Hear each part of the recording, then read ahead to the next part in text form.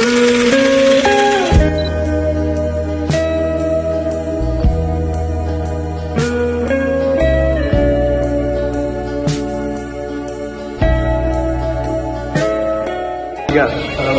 warahmatullahi wabarakatuh. Saya atas nama Aslan dengan NIM 24SP029. Dan atas nama Arif Mutaim dengan NIM 24SP026. Baik, kami akan menjelaskan materi yaitu rancang bangun sistem PLTS pada KOS. Baik, di sini ada beban yang dibutuhkan yaitu 3 lampu. Jadi satu lampunya itu 10 watt, dikali 3 jadi 30. Dan satu kulkas, satu rice cooker, satu setrika dan 2 kipas angin. Nah, tujuan kita rancangan PLTS yaitu menyediakan sumber energi listrik mandiri untuk KOS, mengurangi ketergantungan terhadap PLN, menjamin ketersediaan daya untuk beban harian, menentukan kapasitas panel, baterai, dan inverter yang tepat. Daftar beban listrik KOS yaitu lampu LED 10 watt dikali 3 sama dengan 30 watt. Durasi pemakaian 6 sampai 10 jam per hari. Kulkas 1 pintu yaitu 60 sampai 100 watt, beroperasi 24 jam. Duty cycle 40 sampai 50%. Rice cooker 300 watt, durasi pemakaian 1 jam per hari. Setrika 300 watt, pemakaian sekali 30 menit sampai 1 jam. Kipas angin 40 watt, dikali 2 sama dengan 80 watt, pemakaian 6 sampai 8 jam per hari. Nah, di sini ada perhitungan konsumsi energi harian. Lampu 30 watt dikali 8 jam sama dengan 240 watt hours per hari.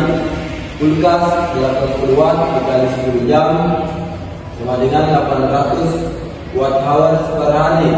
Rice cooker 300 watt dikali 1 jam sama dengan 300 watt hours per hari. Setrika 300 watt dikali 0,5 jam sama dengan 120 watt hours per hari. Kipas angin 80 watt dikali 8 jam sama dengan 640 watt hours per hari. Jadi total konsumsi energi yaitu 2130 watt hours per hari, kurang lebih 2,1 kilowatt hours. Jadi perhitungan daya puncak: lampu 30 watt, kulkas 80 watt, rice cooker 300 watt, setrika 300 watt, kipas angin 80 watt.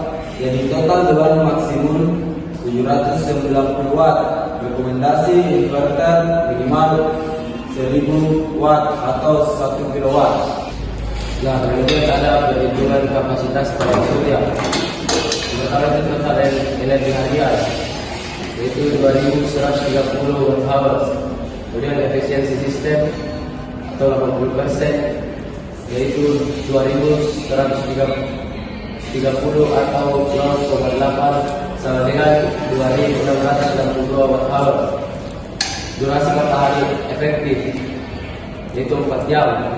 Kemudian kapasitas panel 2662 watt hours atau 4 jam sama dengan 665 watt peak. Kemudian rekomendasi aman 800 sampai 1000 watt peak atau misal 4 dikali 250 watt. Kemudian perhitungan kapasitas baterai. Energi yang perlu disimpan yaitu 2130 watt hours. Kemudian baterai 12 volt. Kemudian ampere hours 2130 watt hours atau 12 volt sama dengan 177,5 ampere hours dengan DOD 50% sampai kapasitas minimal 355 ampere hours. Adapun rekomendasinya itu 12 volt 120 ampere hours dikali 3 unit atau total 360 ampere hours atau 12 volt 150 ampere hours dikali 2 unit atau total 300 ampere hours. Kemudian implementasi komponen PLTS. Pertama itu panel surya, itu 800 sampai 1000 WP. Kemudian inverter 1000 watt sampai 1500 watt pure sine wave. Kemudian baterai 12 volt 300 sampai 360 Ah atau gain FRLA atau live P04. Kemudian charge controller yaitu MPPT 40 ampere sampai 60 ampere. Kemudian kabel DC yaitu ukuran sesuai arus atau 10 sampai 16 mm persegi. Kemudian MCB, sekering dan proteksi beban lengkap. Diagram alur sistem PLTS, panel surya, charge controller, baterai, inverter. Beban.